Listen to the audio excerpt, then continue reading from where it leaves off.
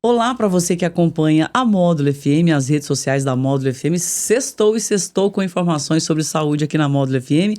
A gente tem o prazer de começar mais uma Mente Aberta, recebendo ele, o nosso titular do programa aqui, porque a gente vai falar de saúde, é o Leandro César, o doutor Leandro, infectologista. Leandro com convidado. Eu quero que ele apresente a nossa convidada. Bom dia para você, Leandro. Tudo bem? Seja bem-vindo. Bom dia, Leite. Bom dia, ouvintes da Módulo. Hoje eu trouxe essa querida, a doutora Marcela Nara. Ela é médica endocrinologista. Ela trabalha aqui em Patrocínio há muitos anos, cuidando da saúde da população patrocinense. Uma médica patrocinense que é um orgulho pra gente. Seja bem-vinda, Marcela. Muito obrigada, bom dia. É um prazer estar com vocês aqui, né? Querido é o Leandro, a Leide eu conheci hoje, mas é ótimo estar aqui e divulgar, né? A minha área, essa questão do diabetes, que é uma área tão importante, para atentar a população sobre um assunto muito importante e incidente na população, né? Os dados que a gente tem no Ministério da Saúde, o Brasil é o 5º país do mundo com maior número de diabéticos. São 14 milhões e 800 mil brasileiros que vivem com a doença. É uma epidemia silenciosa. Para a gente ter noção, a cidade de São Paulo mais Belo Horizonte de população de pacientes com diabetes no Brasil. Então esse tema é muito importante. Diabetes é uma doença multifatorial, ela envolve vários órgãos do nosso corpo e a gente tem que levar para os nossos ouvintes informação sobre o diagnóstico, sobre o tratamento e sobre os cuidados com diabetes. Leandro, eu queria até, inclusive, te parabenizar, porque foi você que sugeriu o tema, e muito obrigada, doutora Marcela, por estar aqui com a gente. Esse número é assustador, assim, o Brasil em 5º lugar no mundo na quantidade de pessoas que possuem diabetes. E por que isso, né? Aí a pergunta para os dois e você fica à vontade para comentar, Leandro. Vamos lá, Marcela. Eu acredito que a gente vive uma epidemia de diabetes por diversos fatores, né? Existem 2 tipos de diabetes principais. O diabetes de tipo 1, que normalmente acontece na adolescência, na fase adulta, jovem. É uma condição muito ligada à genética, né? Tem um componente genético muito importante. E o pâncreas, que é o órgão que produz a insulina, não funciona adequadamente. Esse tipo de diabetes, a incidência no Brasil, ela é comparável com as incidências no mundo todo. Agora, o diabetes do tipo 2 é uma doença multifatorial. Ela tem a ver com a alimentação, com o estilo de vida, com a genética do paciente. Então, são vários fatores. A gente vive também, junto com a epidemia de diabetes, uma epidemia de obesidade. Então, a alimentação está sendo inadequada para a maioria das pessoas, o sedentarismo está virando regra, né? Na época que a gente vive na tela, só mexendo no WhatsApp, só vendo vídeo, as pessoas estão ficando cada vez mais sedentárias e consumindo alimentos de baixa qualidade. Isso justifica o Brasil ser o 5º país do mundo com o maior número de diabéticos. Doutora Marcela, estou assim, ansiosa para te ouvir também, porque eu vou fazer o papel de senso comum aqui, até porque eu sou senso comum mesmo, vocês que são os médicos. Eu ouvi uma vez, a gente é a capital mundial do café, a gente tem orgulho de falar isso, e uma vez um cafeicultor ou uma pessoa ligada à área do café disse assim que o brasileiro nem gosta muito de café, ele gosta do açúcar no café. Esse consumo excessivo de açúcar influencia nessa questão do diabetes? E eu sei que você vai comentar o que o Leandro falou, mas eu já entrei com a minha pergunta aqui já para complementar. Não, é isso mesmo, né? Essa questão da obesidade, né? Nós estamos no mês da obesidade também, pra gente, que também é uma coisa que as pessoas diminuem muito, né? Eu acho que a gente precisa colocar que a obesidade é uma doença também, que as pessoas não são obesas porque querem. Mas a gente precisa tentar modificar o estilo de vida, sim, que é isso que vocês estão falando. É o açúcar no café, mas também nem é só o açúcar do café, que às vezes eu tenho muito paciente que fala assim, eu tirei o açúcar do café, mas aí continua comendo salgadinho, ultraprocessado, né? Muito carboidrato, muito pão. só. Pão, macarrão, biscoito, né? Que é tudo que gosta, mas tem que ser consumido com parcimônia, né, doutora? Esses ultraprocessados que é o problema, né? Por que o diabetes está cada vez mais incidente, né? Então, a estimativa que em 2045 sejam no mundo mais de 280 milhões de pessoas diabéticas, né? Então, assim, cada vez isso está crescendo mais. E o que mudou? Na época dos nossos avós, a gente não fez processado, né? Era comida da fazenda mesmo, né? Tinha o açúcar no café, mas eles comiam a verdura, né? A carne fresca. fresca, não tinha tanto conservante, não tinha tanto alimento processado mesmo. E então é isso que a gente tem que olhar. Às vezes não é só um detalhe, eu vou tirar a sobremesa. Claro que a sobremesa, o excesso de doce todos os dias, a gente tem que olhar, mas a gente tem que olhar um todo, né? A qualidade alimentar de um modo geral. Às vezes a gente acha, então eu vou comer salgadinho, né? Um exemplo, né? Um salgadinho, um fandangos, uma coisa assim. Esses alimentos são extremamente diabetogênicos, entendeu? Então a gente tem que tomar cuidado, não só no açúcar, mas também com outros tipos de alimentos. E cada vez mais uma coisa que me preocupa, que eu gostaria de perguntar para a doutora Marcela, é a alimentação das crianças. A gente tem introduzido esses, como diz a minha mãe, esses embondos, né? Desde muito pequeno para as crianças. Tem suco, por exemplo. Às vezes o pai e a mãe acham que aquele suquinho capo, aquele suquinho é natural, que pode dar para o filho. E o que tem naquele suco, doutora? Água e açúcar, né? E conservante. Suquinho de caixinha. E conservante, é isso que a gente tá falando aqui, sabe? Que tudo tem muito industrializado hoje em dia, né? Porque a obesidade infantil tá crescendo absurdamente, né? Hoje a maioria das crianças estão realmente com obesidade já e é um fator de risco para o diabetes. Gente, assim, vem 1000 perguntas na cabeça. Porque você falou, Leandro, que tem o diabetes tipo 1 e tipo 2. Essa tipo 2 é aquela que se adquire por má alimentação, por maus hábitos. Pelo estilo de vida, mais um componente genético também. Então, quando você tem um diabético na família, normalmente vai aparecer mais pessoas com a patologia. E eu aproveito, né, para dizer para os nossos ouvintes, mudem seu estilo de vida e dê o exemplo para os filhos em casa, né? Então, não adianta, por exemplo, o pai e a mãe querer regrar o açúcar, o salgadinho, a bolacha para os filhos e consumir isso, né? A gente precisa voltar àquele velho hábito que a doutora Marcela falou, de uma alimentação mais natural, com fruta, legume, verdura, alimentos que não são ultraprocessados, para a gente não gerar uma geração de diabéticos, né? Então, só para o ouvinte saber, o diabetes é o aumento da taxa de açúcar no sangue. E isso, com o passar do tempo, vai lesando vários órgãos. Eu vou passar para a doutora responder. O que uma pessoa com açúcar alto no sangue pode ter, doutora? Esse é o problema, né? As complicações a longo prazo. O que a gente mais escuta, né? E que a maioria sabe, realmente, atacam primeiro a visão, às vezes a retinopatia diabética, que a gente tem que ficar mais de olho. Nessa microcirculação, geralmente vem junto problemas renais, né? Então, olho e rim realmente é o mais atacado, mas o problema de macrocirculação, que seria o pé diabético, o paciente começa a perder sensibilidade nos pés. E aí, quem tem diabetes, mesmo quem está com medo disso, cuidar dos pés, porque o que acontece? Ele perde a sensibilidade, tem mais risco de fazer lesões, de fazer úlceras, feridas e até amputações.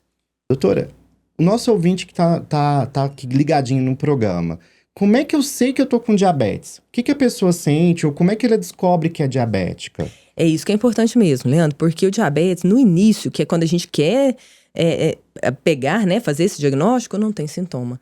Então, é uma doença silenciosa, que é o que você disse no início.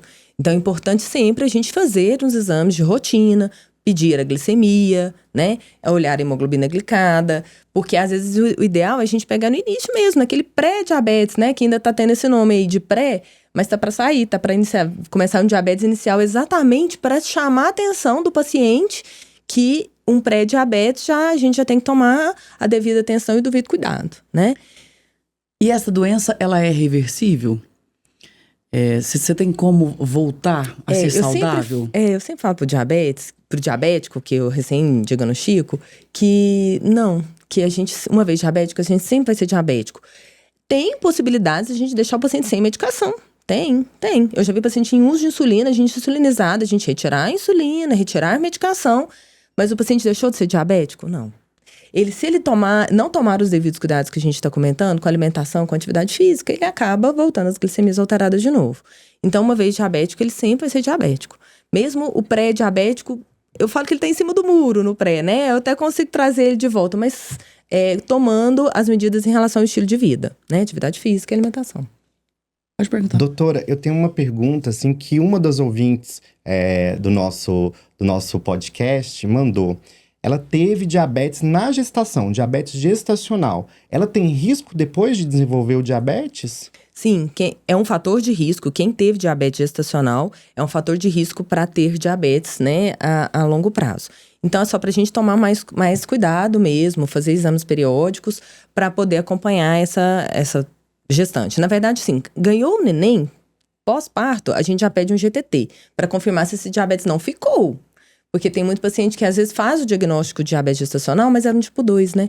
Então a gente faz o GTT e confirma, não, realmente você não teve, né, diabetes tipo 2, agora a gente vai só acompanhá-la. Então, teve diabetes gestacional, tem que procurar o médico para fazer o exame da glicose, né? Para ver se ficou diabética, né? Isso. E a partir de qual idade que o nosso ouvinte tem que começar a fazer exames para diagnosticar o diabetes do tipo 2, por exemplo? Então, aí que entra o problema, né? Porque o que a gente acabou de falar, a obesidade infantil está cada vez maior. Então, infelizmente, estão aparecendo diabéticos tipo 2 na infância até.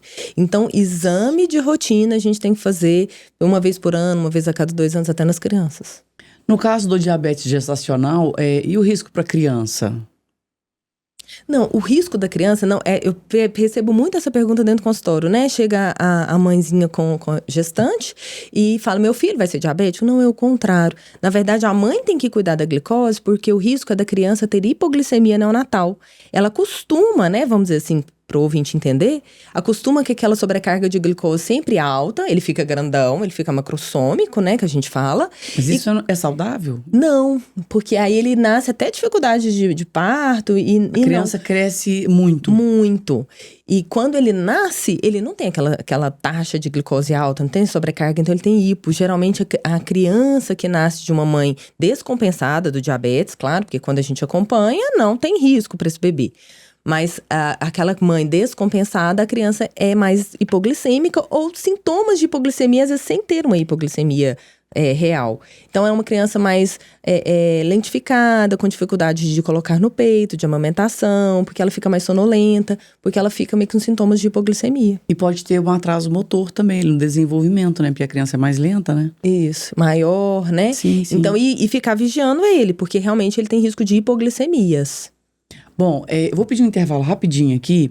E assim, eu sei que o Leandro tem perguntas de ouvintes e internautas aqui da Módulo FM, mas assim, é porque esse assunto é tão amplo, diabetes, e ele é tão relevante, mas eu pensei em 2 aspectos aqui, que eu estava lendo esses dias, das crianças que estão com excesso de telas e excesso de açúcar.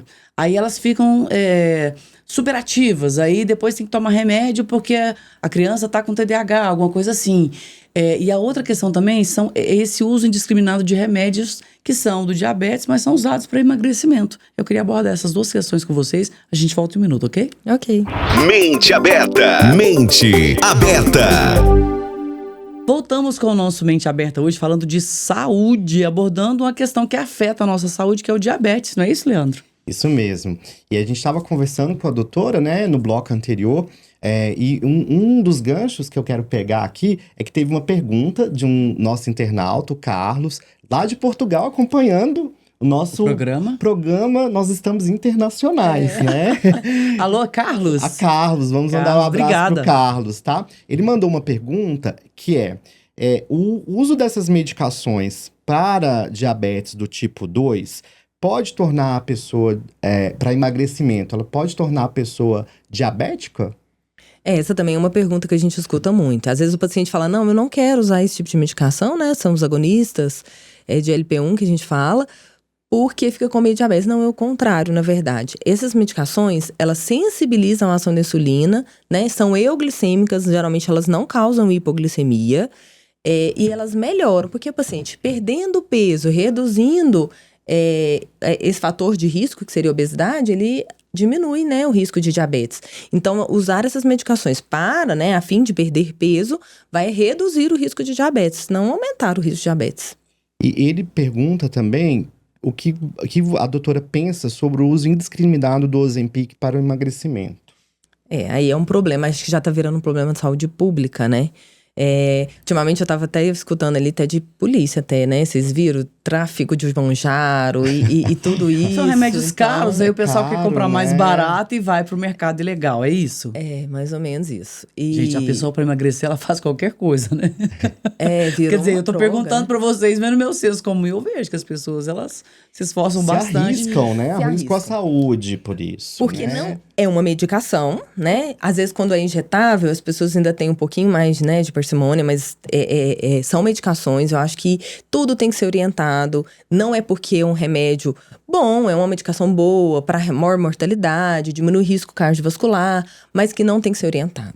Porque tem tudo, toda medicação tem seus efeitos adversos, tem seus, né, os efeitos colaterais. Os riscos, né? E tem Sim. seus riscos. Então tá? precise ir no médico, né? De preferência o médico endocrinologista, que é a especialidade da doutora. Porque o paciente ele tem que ser acompanhado. Existe efeito colateral, existe reganho de peso, que a gente fala popularmente de rebote. Então a pessoa, eu não sei se você já viu, Leite, a pessoa faz um tratamento, fica magrinha, Nossa, sequinha, fica- sequinha, sequinha. Daí a 4 meses engorda o dobro, porque não fez o acompanhamento adequado com o médico. Então, você está na dúvida, você precisa emagrecer? Obesidade é uma doença, tem tratamento, a gente tem que tirar os preconceitos que a gente tem em relação à obesidade. A pessoa que está obesa não é por falta de vergonha, não é porque ela é uma pessoa desleixada, ela está com uma doença. Então, as doenças, a gente precisa de fazer um tratamento para que a pessoa tenha uma qualidade de vida boa, tá?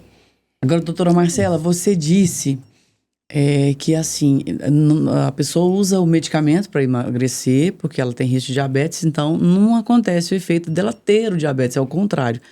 Mas assim, eu tenho visto muitas pessoas que estão magras, utilizando esses remédios. É aquela obsessão com a magreza, e aí tem risco.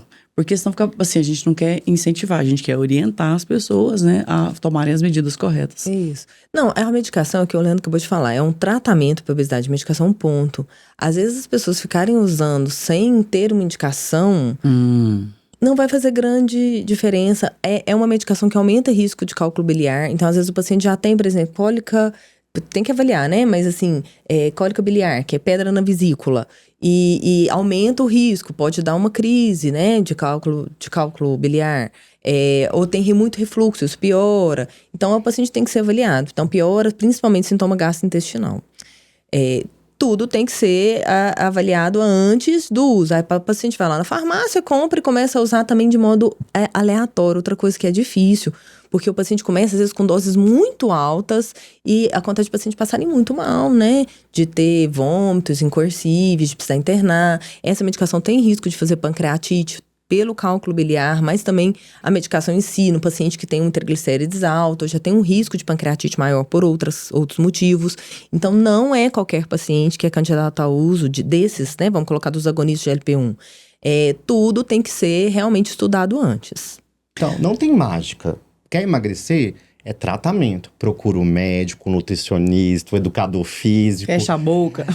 Uso profissional. A gente precisa tratar assim, sem tabu, né? Eu estou em processo de emagrecimento e eu estou sendo acompanhado por colega médico, nutricionista e educador físico. Então, a gente precisa, né, assim, fazer os tratamentos de uma maneira muito, muito cuidadosa. É cuidado, né? Com responsabilidade. Sim.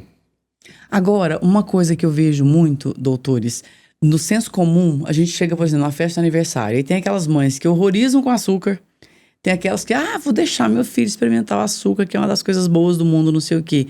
Qual que é o meio do caminho aí, assim? O que vocês aconselham, né? Diante dessa nossa consulta popular aqui para os nossos ouvintes internautas? Porque, assim, eu tenho pessoas na minha família que são radicais contra o açúcar, né? A ponto, assim, de o filho, numa festa de aniversário, pegar um brigadeiro e colocar na boca, a criança não gostar do brigadeiro. Quer dizer, eu acho isso difícil, porque eu adoro brigadeiro.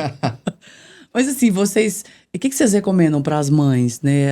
Tanto aquelas que gostam demais do açúcar ou aquelas que não gostam de jeito nenhum? Então, na verdade, eu acho que você falou exatamente. A pergunta já foi uma resposta. A gente tem que ter um meio do caminho, né? Eu não sou a favor daquela restrição completa, porque o que vai gerar, às vezes, no futuro até 2 anos, os pediatras vão me bater aqui, né? Mas assim, até 2 anos, realmente o açúcar. Evitar refrigerante, né? O tudo, né? açúcar. café Até com 2 açúcar. Isso. Tem mãe que dá café, né? Põe Na na mamadeira, mamadeira. café. Não, e mamadeira açúcar, né? Faz açúcar Aí é mesmo. Então, exagero, assim, né? não, É até por exagero. conta de cárie e a obesidade infantil que a gente comentou. Mas, assim, não, até 2 anos, realmente, a gente tem que cortar, né? A Sociedade Brasileira de Pediatria contraindica qualquer tipo de açúcar. Mas depois a gente tem que ter um meio do caminho mesmo, como você disse. Porque, às vezes, lá no futuro vai gerar um pouco de compulsão alimentar. Você restringiu tanto aquela substância, né? E o paciente, na hora que ele entra em contato, pode ser que ele comece compulsão também. E uma coisa que eu vejo no açúcar é que, assim, eu falo por mim mesma. Quanto mais você consome, mais você quer. Então, o ideal Exatamente. é ter um distanciamento do açúcar mesmo. Por exemplo, assim, você come um pedacinho de chocolate com açúcar. Aí você não fica só naquele pedacinho, você quer mais. Você quer mais. É o tal do pico da glicose que a gente tem. A serotonina é um hormônio que dá prazer. Então, esses alimentos liberam prazer na nossa cabeça, né? Então, uma coisa que eu também jogo o gancho para a doutora Marcela, eu tenho diabetes. Eu tô proibido de comer tudo com açúcar? Não posso tomar um cafezinho com açúcar de vez em quando? Numa festa de aniversário eu posso comer um docinho ou não posso? Tô proibido, não pode Pra mesmo, sempre. pra sempre. Não, isso vai variar de paciente para paciente, né? Mas assim, vamos desmistificar uma coisa muito importante. Eu sou diabético tipo 1, aquele que usa insulina. Eu nunca mais vou comer um doce, porque ele é mais grave, ele realmente não produz insulina. Gente, hoje em dia não existe mais isso. A gente faz contagem de carboidrato, a gente libera o paciente, a gente vai ensinar ele a comer. A cabeça vai fazer o papel do pâncreas. Então, a gente ensina ele a contar o carboidrato e fazer insulina para aquilo que ele vai comer. Então, ele pode comer um brigadeiro na festa, só que ele vai ter que fazer insulina para poder fazer isso. Seja na bomba, seja na canetinha. Faz um tanto de insulina e come o brigadeiro. Então, pro diabetes tipo 1, ok, só que ele tem que aprender a fazer a contagem de carboidrato. Não é assim, vou fazer uma insulina aleatória aqui. Pro diabético tipo 2 já é mais complicado, depende. Porque tem paciente que é bem controlado, que tá usando poucas medicações. Para esse paciente, até a gente consegue liberar uma coisa ou outra, né? Agora, o paciente que tá realmente descompensado no momento, a gente tá otimizando medicação, às vezes tá em risco até de insulinização, para esse paciente, vamos segurar um pouquinho, não é hora, né? Aí eu até falo, vamos tentar, experimenta o doce dietético, porque tem muito doce legal, assim, que é da fruta, né? E que consegue dar uma liberação boa, né, da serotonina e ajuda. Então, isso vai depender muito do tipo do diabetes e da qualidade e como que estão os exames, né? Como que ele está compensado ou não. Agora, o açúcar para criança, ele deixa a criança hiperativa, assim? Tem essa questão mesmo, né? Até a própria criança que tem já diagnóstico de TDAH, né? O neuro fala, evitar doce antes de dormir. Às vezes dá um mingauzinho de açúcar lá, um mingauzinho mesmo de aveia. Isso ativa, dificulta até o sono da criança. E aí a criança, assim, e há diagnóstico, a gente sabe que existem, né, várias situações, mas eu estava lendo das crianças que consomem muito açúcar, alimento processado, fica na tela, e aí fica muito alerta, não consegue nem dormir. Aí no outro dia não tem rendimento na escola, e aí são diagnosticados como hiperativos, tem que tomar remédio e tal. Quer dizer, é um processo que vocês devem ver todo dia nos consultórios, né? Essa tela que vocês estão falando é uma epidemia, né? Realmente está muito complicada e diminui, né? Antigamente, o que a gente fazia? A nossa tela era a rua, era brincar né? Jogar bola, jogar queimada na rua com o vizinho. Hoje em dia a gente não vê isso mais, né? A criança tá só no computador, no telefone. E a tela, ela diminui a inteligência das crianças em certo ponto. Você vê, por exemplo, países como a Dinamarca e a Noruega. Eles tinham colocado nas primeiras séries todo o ensino num tablet. E agora eles voltaram atrás. Porque o ato de escrever, o ato de ler, de pegar no papel, faz a criança se desenvolver. Então o recado para os pais é tudo com parcimônia, como tudo na vida, Leide. Então, a criança, ela não pode ficar o dia inteiro na tela. Ela tem que ter horário. Principalmente à noite. Eu tenho atendido adolescentes e crianças no meu consultório que não dormem mais. não dormem. Vão dormir 1 da manhã, 2 da manhã, num momento e que um desenvolvimento, e a doutora está aqui, né, para nos ajudar em relação a isso, depende dos hormônios que são liberados à noite. Durante o sono. Durante o sono. O sono é fundamental. Na segunda-feira agora, inclusive, eu vou estar com a Cláudia, né, que veio aqui na rádio, falando sobre o sono lá na Unicerp, né, no evento, porque a gente está criando também uma geração de gente que não dorme e que gente que adoece. E às vezes a tela tem um papel fundamental nisso, né? É muita luz que diminui a própria produção de melatonina e acaba reduzindo e dificultando a indução do sono. Isso mesmo, exatamente. Doutores Leandro e Marcela, alguma coisa da diabetes assim? Porque eu sei que é um assunto que não temos nem a pretensão de encerrar ele nessa conversa aqui. A gente procurou pensar os principais pontos, né? E a gente continua aí recebendo mensagens dos ouvintes. Mas algo que a gente não tenha falado aqui que seja importante? Eu só queria reforçar, né, a pessoa que vive com diabetes, que ela precisa ter um cuidado integral da sua saúde. Então, diagnosticou, controla com o seu médico no postinho de saúde, né, no PSF, ou com o seu clínico geral, ou com o seu endocrinologista, mas é uma doença que exige tratamento. O SUS fornece a maioria das medicações para tratamento de diabetes. Na rede privada a gente tem medicações também modernas. O paciente com diabetes, ele tem um calendário especial de vacina, ele tem direito pelo SUS à vacina de pneumonia, por exemplo, porque o diabetes é uma doença que abaixa a imunidade, né? Então, se você tem diabetes, cuide-se. Isso é a mensagem fundamental. Previna o diabetes com uma qualidade de vida boa, com alimentação saudável, exercício físico, bons hábitos. E diagnosticou diabetes, não é o fim do mundo. A gente vai cuidar e você vai ter saúde e vai ser muito feliz. Perfeito. Leandro falou tudo, né? É isso mesmo. Acho que a prevenção é o melhor caminho. Mas fez diagnóstico? Não é o fim do mundo, exatamente. Porque às vezes a gente pega isso no consultório, né? O paciente começa a chorar, eu tenho diabetes, agora eu vou amputar uma perna. Não, gente. Todas essas complicações que a gente disse no início é para quem não se cuidou, quem ficou com diabetes descompensado por muitos anos. A gente fazer um controle é uma pergunta também que eu tenho no consultório, vou trazer aqui. Eu fiz diagnóstico de diabetes. Eu vou ter cegueira? Eu tenho um paciente que é diabético desde 1 ano de idade e não tem nenhuma complicação. Nenhuma. Hoje eu tenho uma menina que ela tem 35 anos, ela é diabética desde 1 aninho, ela não tem nenhuma retinopatia, o olho dela é limpo, o rim é bom, não tem nada. Então não é porque você fez o diagnóstico que você vai ter as complicações. Tem complicação quem não se cuidou. Doutora, eu só queria aproveitar a oportunidade para te dar parabéns pela sua clínica nova, tá? Vou aproveitar para fazer propaganda da doutora Marcela. Fica à vontade. Você está atendendo em qual local, doutora? Isso mesmo, agora nós mudamos, né? Tava até contando para a Leide. Nós estamos numa clínica nova que foi planejada para receber os pacientes, inclusive com acessibilidade melhor, né? Não tem rampa, não tem escada. Então, é exatamente para ter maior acessibilidade. Nós estamos ali pertinho da Praça da Matriz, da Nora Borges, bem no meio ali, bem central, né? Tem algumas outras clínicas perto ali também, nossa. Mas é na Major Tobias 215, né? Para os pacientes, já são pacientes também, agora estamos no novo endereço. Clínica Vitar. Consultem-se com a doutora Marcela, porque ela é excelente. Percebi. Inclusive, aproveito para agradecê-la pela disponibilidade, porque a gente sabe que vocês médicos, assim, o tempo pra gente é precioso, para vocês ainda mais. Mas muito obrigada pela entrevista. Muito obrigada. Obrigada a vocês. Muito obrigado, ouvintes. Quero aproveitar e mandar um abraço para os meus residentes da clínica médica, meus alunos novos lá na Santa Casa. São 6 alunas. As mulheres vão dominar o mundo. Leide, parabéns pela apresentação, né, do Prêmio das Mulheres Empreendedoras. Obrigada. Vocês são sensacionais. As mulheres vão conquistar cada dia mais esse país. Uma Muito revolução obrigada. feminina. Obrigado. Beijo, residentes. Um beijo, então, para a doutora Marcela, aqui para o Leandro e para você, ouvinte internauta. Muito obrigada pela sua atenção aqui conosco. E a gente continua aí à disposição para receber mais perguntas para tentar esclarecer aqui com esses grandes profissionais que o Leandro sempre traz aqui, além dele também ser um grande profissional. Bom fim de semana e até o próximo programa.